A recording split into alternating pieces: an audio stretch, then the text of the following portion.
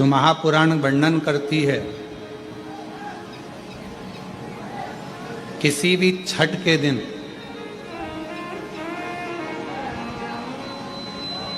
चाहे अंधेरी की छठ हो, चाहे उजाले की छठ हो, किसी भी छठ के दिन अगर षडानंद कार्तिकेय जी महाराज का नाम लेकर 6 बेलपत्र और उस 6 बेलपत्र पर 6 दुर्वा,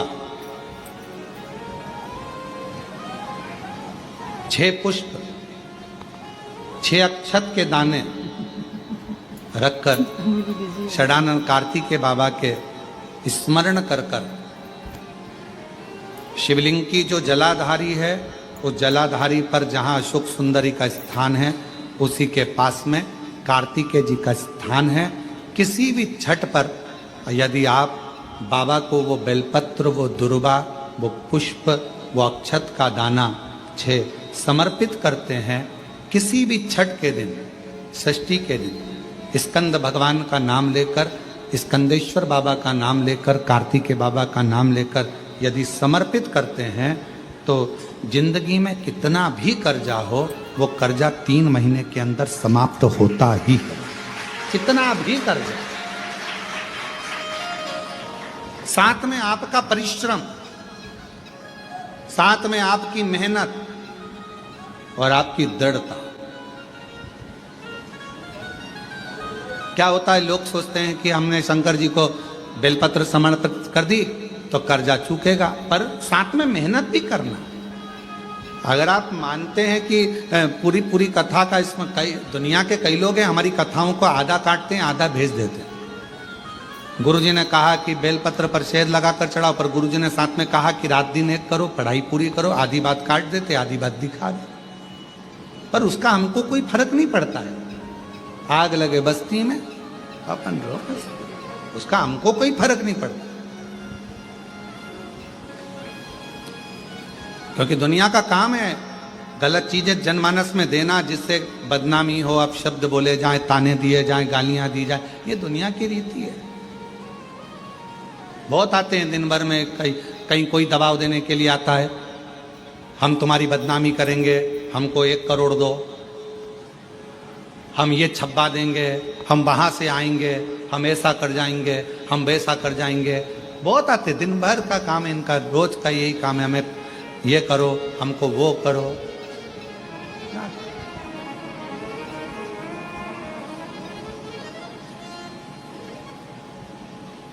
शिव तत्व है। दबाव देने वाले ढेर मिलेंगे, अपशब्द कहने वाले ढेर मिलेंगे, ताना देने वाले ढेर मिलेंगे, पर आप अपनी पूर्ण ऊर्जा के साथ में शिव महापुराण की कथा कहती है, 6 बेलपत्र, 6 पुष्प, 6 दुर्वा, 6 चावल के दाने और साथ में अपना परिश्रम पूर्ण करो।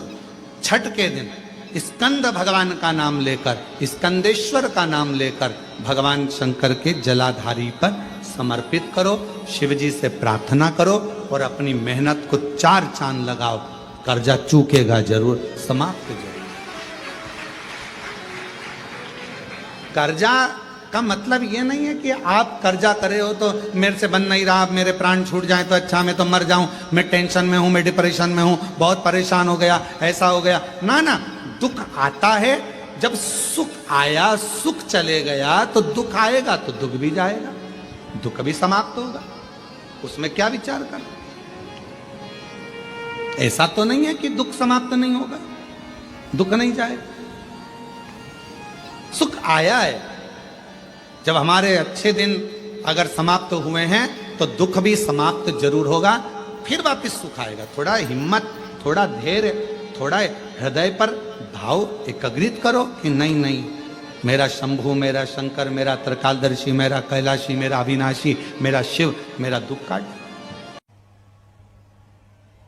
नंदीश्वर महादेव का स्मरण कर कर, जिसके कंठ में, गले में, शरीर में बड़ा रोग हो जाता है, बहुत बड़ा कोई रोग हो गया, जैसे सहज भाषा में कहें कोई बहुत बड़ी बीमारी, बहुत बड़ा रोग, बहुत बड़ी अगर बीमारी, बहुत बड़ा रोग शरीर में हो गया, कोई लीवर, कोई किडनी, कोई कैंसर जैसा भी रोग हो गया, तो शिव महापुराण की कथा कहती है एक दुर्वा, कितनी दुर्वा? एक दुर्वा, एक दुर्वा, एक बेलपत्र नंदीश्वर महादेव के नाम से शंकर जी को समर्पित कर दो। पहले दुर्वा चढ़ा दो। जैसे आपके पास में दुर्वा हो तो पहले शिवलिंग पर दुर्वा चढ़ाओ, और दुर्वा चढ़ाने के बाद में फिर बेलपत्र समर्पित करो, और समर्पित करने के बाद में धीरे धीरे देवाधिदेव महादेव पर जल का पात्र से, तांबे के कलश से धीरे धीरे शिव जी को जल समर्पित करो। धीरे धीरे भगवान शंकर को फिर जल समर्पित करना प्रारंभ करो। जब आप धीरे धीरे जल चढ़ाना प्रारंभ करेंगे, जल चढ़ाएंगे, धीरे धीरे जल चढ़ाकर उसको दुर्वा बेलपत्र जो चढ़ाई है उसके ऊपर से चढ़े हुए जल को आप लेकर आएंगे। नंदीश्वर शिव जी का नाम लेकर, नंदीश्वर महादेव का नाम लेकर उस जल को किडनी, लीवर, कैंसर जैसे बड़े बड़े रोग जिसके शरीर में हो गए हों, उसको मात्र आधे से आधा चम्मच जल भी रोज प्रतिदिन दुर्वा बेलपत्र चढ़ाने के बाद जो चढ़ाया गया जल है उसको लाकर पिलाएंगे। धीरे धीरे बाबा नंदीश्वर का नाम लेकर चढ़ाएंगे तो आराम लगना प्रारंभ हो जाएगा। नंदीश्वर महादेव। सती माता ने जो शब्द कहा वो अपनी जिंदगी में उतारिएगा जरा, सबकी सब। तुम्हारे घर के मंदिर में सारे देवता बैठे हैं, मना नहीं है, प्रणाम है, दंडवत है, नमन है, पर कहते हैं जिस घर के मंदिर में शंकर का शिवलिंग नहीं होता, समझ लेना कि वो मंदिर पूरा सूना की सूना ही माना जाता है। पूरा मंदिर सूना है। इसलिए अपने घर के मंदिर में, अपने घर के अंदर भले एक छोटा सा पत्थर का शिवलिंग हो, पाषाण का शिवलिंग हो, लकड़ का शिवलिंग हो, स्फटिक का शिवलिंग हो, चाहे तुम्हारे यहाँ पीतल का शिवलिंग हो, तांबे का शिवलिंग हो, जो शिवलिंग आपके घर में आसानी से मिल जाए, आपके गांव में, नगर में, शहर में, कॉलोनी में, सोसाइटी में, अपने घर में एक छोटा सा शिवलिंग का होना जरूरी है। क्यों जरूरी है? किस लिए जरूरी है? जैसे घर में थोड़ा सा बाम रखती हो, विक्स रखती हो, थोड़ी सी दवाई रखती हो, कोई पेट दुखने की दवाई रखती हो, कोई सिर दुखने की दवाई रखती हो, कोई का भी सिर दुखेगा, हॉस्पिटल बंद रहेगा, क्लिनिक बंद रहेगा, दुकानें बंद रहेगी, तो हमारे घर में से हम निकाल कर दे देंगे और उसको खिला देंगे, उसको ठीक हो जाएगा। उसी तरह यदि हम मंदिर तक जाकर एक लोटा जल नहीं चढ़ा सकते, हम मंदिर नहीं पहुंच सकते, हम शिवालय तक नहीं पहुंच सकते, हम कहीं जा नहीं सकते, तो अपने घर में जो शंकर का शिवलिंग है, बस अगर कोई तकलीफ आई, एकदम कष्ट आ गया, एकदम दुख आ गया, उठना, रात दिन कुछ मत देखना, थाली में रखना मेरे महादेव को, एक लोटा जल भरना और शिव जी को दिल से चढ़ा देना। शिव उसको स्वीकार कर कर तुम्हारे कष्टों को, तुम्हारे दुखों को मिटा देंगे। भगवान शंकर उन दुखों को, उन कष्टों को मिटा देंगे। शिव उन दुखों को मिटा देंगे। शिव उन कष्टों को, ये स्पीकर नहीं चल रहे हैं भाई, शिव उन दुखों को मिटा देंगे, उन कष्टों को मिटा देंगे।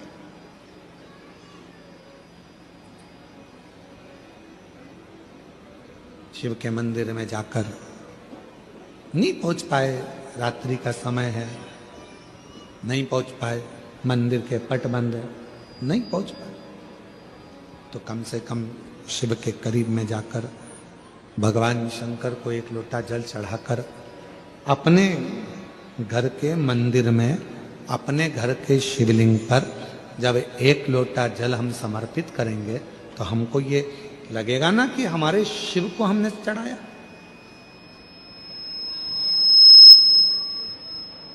शिव को कहो, शंकर को कहो, शिव कथा कह रही है। सती मैया पहुंची,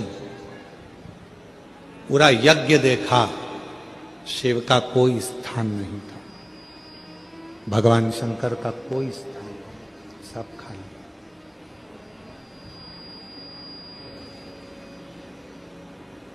तुम्हारा कितना भी बड़ा मकान हो,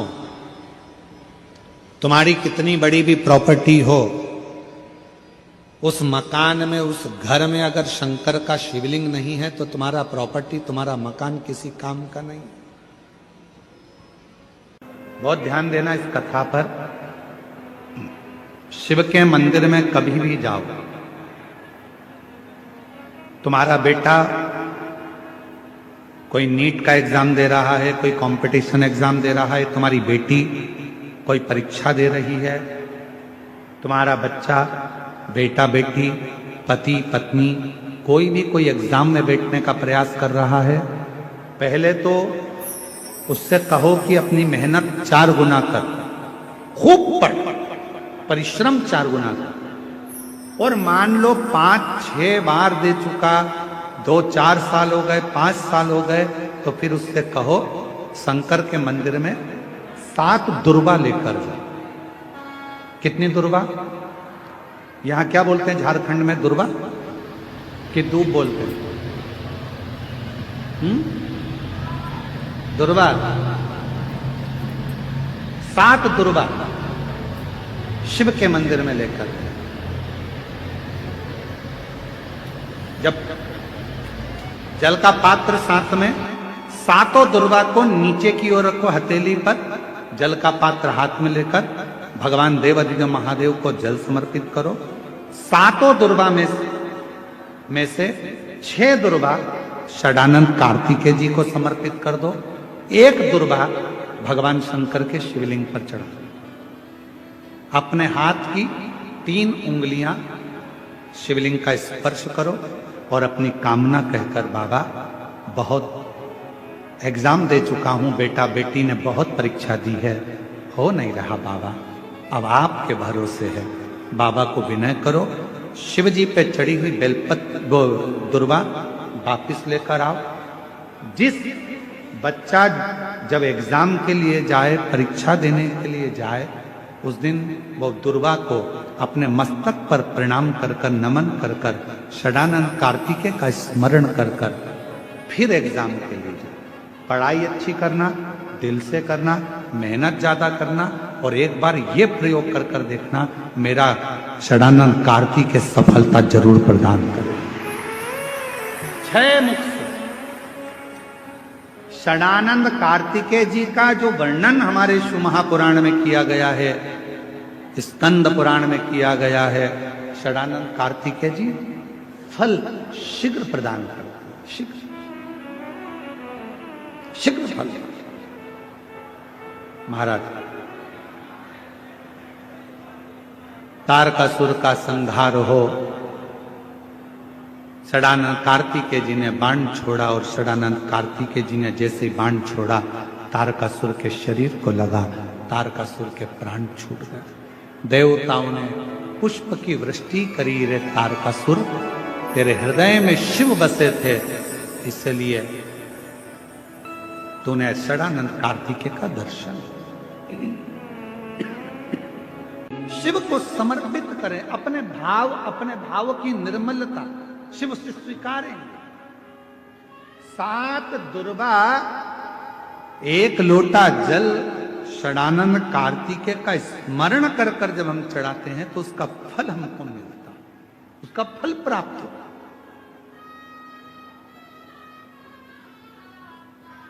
उसका फल हमें मिलता है। शिव कथा कर महाराज, शमी का जो पत्ता होता है, ध्यान से सुनिएगा, रोज आप अगर शमी के पत्ते को नहीं चढ़ा सकते, महीने में 1 बार या 2 बार शमी का पत्ता शंकर के ऊपर अवश्य समर्पित करना चाहिए। क्यों? शरीर में अगर कोई बड़ी बीमारी आने वाली होती है तो बाबा उस विष को समाप्त कर देते हैं, मात्र शमी का पत्ता समर्पित कर देते हैं।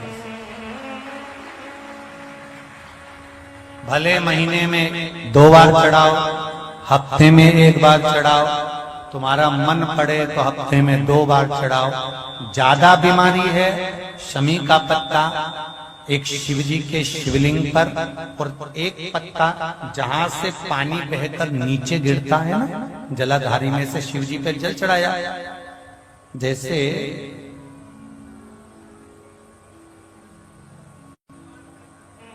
ये शिवलिंग, इस पर जल चढ़ाया तो ये पानी बहकर नीचे आता है, तो जहां गिरता है एक पत्ता शिवलिंग के ऊपर और एक पत्ता जहां से जल नीचे गिरता है वहां। अगर ज्यादा बीमारी है और ऐसा लग रहा है कि डॉक्टर कह रहे हैं कि तबीयत ज्यादा खराब हो सकती है, जांचे जाएगी, ये होगा वो होगा, तो एक पत्ता शमी का ऊपर, एक पत्ता जलधारी जो बहकर नीचे आती है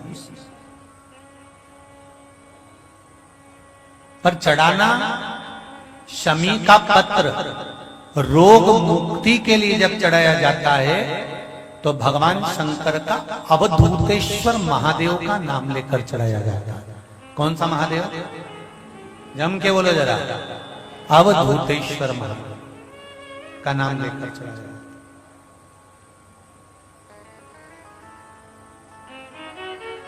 एक बात आपको कही थी अभी पिछले कथाओं में, गाय के दूध का घी बनाकर उसकी एक उंगली घी की अशोक सुंदरी वाली जगह पर लगाकर, जो व्यापार नहीं चलता हो, दुकान नहीं चलती हो, अशोक सुंदरी वाली जगह पर घृत लगाकर घर के दरवाजे पर या व्यापार के द्वार पर उस उंगली को लगा देना चाहिए।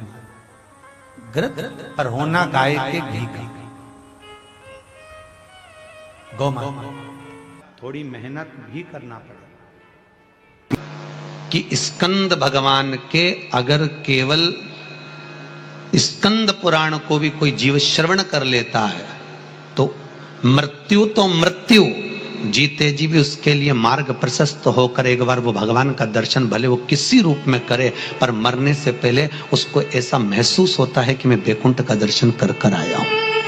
ये उसको भान होता है स्कंद पुराण को मात्र श्रवण कर लेने। मात्र श्रवण। स्कंद भगवान का पूजन करा, भगवान शंकर का शिवलिंग बनाया, शंकर भगवान के गणेश जी को और स्कंद देव को बिठाकर पूजन किया। इतना पूजन करा विश्वामित्र और सत्याव्रत ने, इतना पूजन करा, भगवान विष्णु ने कहा नया रास्ता बना दिया जाए। विश्वामित्र जी ने धर्म से स्कंद देव से कहकर एक मार्ग का निश्चय किया। उस मार्ग पर राजा सत्याव्रत चलकर जाने लगे। जब थोड़ी दूर पर राजा सत्याव्रत पहुंचते सी उसी समय पर इंद्र को जलन होने लगी कि जीते जी तो कोई आ ही नहीं सकता, तो मरा हुआ ये जीते जी कैसे आ गया। इतने में इंद्रदेव ने उसी समय राजा सत्याव्रत को ऊपर से नीचे धक्का मार दिया। धक्का दिया, राजा सत्याव्रत नीचे आ गया। वैकुंठ के मार्ग से धक्का देकर राजा सत्याव्रत को नीचे फेंक दिया। राजा सत्याव्रत ने विश्वामित्र जी से कहा मेरा तप, मेरी साधना और स्कंद देव ने मुझे मार्ग दिया, इसके बाद भी इसने नीचे क्यों फेंका? मैं नहीं जानता, पर तू चिंता मत कर। विश्वामित्र जी ने कहा फिर स्कंद देव की पूजन कर। महाराज, एक बेलपत्री एक तुलसी, एक बेलपत्री एक तुलसी, एक बेलपत्री एक तुलसी स्कंद देव को चढ़ाया गया। और जब बेलपत्र और तुलसा चढ़ाया गया, स्कंद देव प्रसन्न हो गए महाराज। और प्रसन्न होकर कहा, भगवान नारायण को याद किया। भगवान विष्णु ने कहा मांगिए क्या चाहिए। स्कंद देव ने कहा एक काम करो, वैकुंठ तो दुनिया जाती है, इनके लिए अलग वैकुंठ का निर्माण करा जाए, अलग से वैकुंठ बनाया जाए। वैकुंठ लोक और मृत्यु लोक के बीच में एक वैकुंठ बना दिया गया और उस वैकुंठ पर मार्ग प्रशस्त करा सत्याव्रत के लिए। जब राजा सत्याव्रत के लिए मार्ग प्रशस्त करा, तब भगवान विश्वामित्र को लगा कि वैकुंठ तो हवा में टंग रहा, कहीं वापिस सत्याव्रत ऊपर चढ़ा और नीचे गिर गया तो करा क्या जाए। तब भगवान विश्वामित्र जी ने उसी समय पर एक बड़ा सा खंबा ले जाकर उस वैकुंठ में लगाया। खंबे को लगाया, सत्याव्रत ऊपर गया। जाने के बाद जैसे सत्याव्रत ने प्रणाम करा, प्रणाम करते ही, वैकुंठ का दर्शन करते ही एक अश्रु उस खंबे पर गिरा। उस खंबे पर गिरते ही वो अश्रु के खंबा स्पर्श होने से नारियल का वृक्ष प्रकट हो गया। भगवान उसी समय माता पार्वती ने कहा, स्कंद देव भले लोग गणेश जी का पूजन करे, प्रथम गिनती में गिने, पर तू हर कलश के ऊपर तू ही विराजमान मिलेगा। और स्कंद देव उस नारियल के रूप में विराजमान हो गए महाराज। उसके लिए बैकुंठ का रास्ता दूसरा बना दिया जाएगा और वो जीते जी बैकुंठ जीते जी। आज स्कंद षष्ठी है, तो आज के ही दिन, स्कंद षष्ठी के ही दिन एक बेलपत्र, एक दुर्वा, एक श्वेत पुष्प, सफेद फूल, स्कंद भगवान का जो स्थान है, स्कंद भगवान का जो स्थान है, उस स्थान पर एक बेलपत्र, एक दुर्वा, एक श्वेत पुष्प चढ़ाकर जल की धार को स्कंद बाबा पे समर्पित करते हुए शिवलिंग पर अगर समर्पित किया जाता है तो कितना भी, चाहे परिवार में विवाद चल रहा हो, चाहे परिवार में विवाद चल रहा हो, चाहे रिश्तेदारों में विवाद चल रहा हो, चाहे आपस में विवाद चल रहा हो, स्कंद षष्ठी के दिन अगर जल स्कंद भगवान का नाम लेकर समर्पित किया जाता है आज के दिन, तो परिवार में वापिस प्रेम बढ़ जाता है और परिवार टूटने से बच जाता है। इतना नियम स्कंद षष्ठी का, इतना क्रम शिव महापुराण के अंतर्गत है। आप सभी बड़े धनभागी हैं, बड़े किस्मत वाले हैं और बड़े भाग्यशाली हैं। शिव जी की बड़ी कृपा आप सभी पर है। दुर्वा जो उत्पन्न हुई है, इसमें इतना बल कहां से आ गया? शंकर भगवान बोले रहे, ओ इंद्र, तुम्हारे अमृत से भी बड़ी प्रबल है ये दुर्वा। जिस समय पर अमृत का कलश निकला, उस अमृत के कलश को देवता लेकर जा रहे थे, ले जाते राक्षसों से छुड़ाकर सबसे पहले इन्होंने समुद्र के किनारे पर उसको छुपाया। उस जगह पर भगवान विष्णु की जंघा के रोम पड़े थे जिससे दुर्वा उत्पन्न हुई थी। उस दुर्वा पर इस कलश को जब रखा, रखते ही एक देवता ने उसके उठाकर देखना चाहा तो उसमें से थोड़ा सा भाग अमृत का नीचे गिर गया, जो दुर्वा पर पड़ गया। और आगे गए, फिर इसको छुपाया, वहां भी दुर्वा थी। फिर और आगे गए, वहां भी दुर्वा थी। सुन इंद्र, तेरे को जो अमृत मिला तूने एक बार में पिया, ब्रह्मा को जो अमृत मिला वो ब्रह्मदेव ने एक बार में पिया, वरुण को जो अमृत मिला वो एक बार में पिया, पर इस दुर्वा को जो अमृत मिला वो 5 बार मिला। इसलिए पंच दुर्वा लेकर तू गणेश के पास जा और उसको दे, क्योंकि ये 5 अमृत के कुंड से भी प्रबल है। ये 5 अमृत के कुंड से भी प्रबल है, लेकर जा तू ये दुर्वा। और इंद्र ने दुर्वा दी, गणेश जी को खिलाई। जैसे खिलाई, गणेश जी के भीतर की जो अग्नि थी वो समाप्त हो गई। तकलीफ किसकी जिंदगी में नहीं आती? भगवान राम के जीवन में भी दुख आया, भगवान कृष्ण के जीवन में भी दुख आया। तकलीफ किसको नहीं आती? सबको। इसलिए किसी के दुख को देखकर कभी खुश मत हो। जरा सा किसी के ऊपर तकलीफ आई और सब लोग मिलकर चर्चा करने लगे, अच्छा हुआ, अच्छा हुआ, बहुत बढ़िया हुआ, ऐसा तो होना ही था, इसने तो ऐसा करा, अच्छा हुआ। ना ना, किसी को बीमारी आई, कभी मत कहो कि दूसरे को बीमारी आती है ना तो दुनिया के लोग सोचते हैं कर्म का दंड भोग रहा है, और खुद को बीमारी आई, फिर खुद को तकलीफ आई, फिर खुद को कष्ट आया, फिर। इसलिए कभी किसी की जिंदगी में अगर तकलीफ है तो भगवान से प्रार्थना करना, बाबा इसके जीवन में दुख आया है, भले मेरा बेबी है, कष्ट है, मेरे से लड़ता है, पर बाबा दुख समाप्त करना। जब हम सर्वे भवन्तु सुखिनः की कामना करेंगे ना, तो सबसे पहले भगवान सुख हमको देगा, सबसे पहले सुख हमें मिलेगा। इत्र की शीशी खोलिए, दूसरे पर इत्र लगाइए, सबसे पहले इत्र की खुशबू किसको आएगी? जम के बोलो, अपने। हमारा हाथ सुगंधित होगा क्योंकि हमने इत्र की शीशी खोली है। पहले सुगंध हमको आएगी, सामने वाले को बाद में, क्योंकि इत्र की शीशी हमने खोली है। हम जब दूसरे के लिए अच्छा बोलना प्रारंभ करेंगे तो सबसे पहले परमात्मा हमारा अच्छा करना प्रारंभ कर देगा।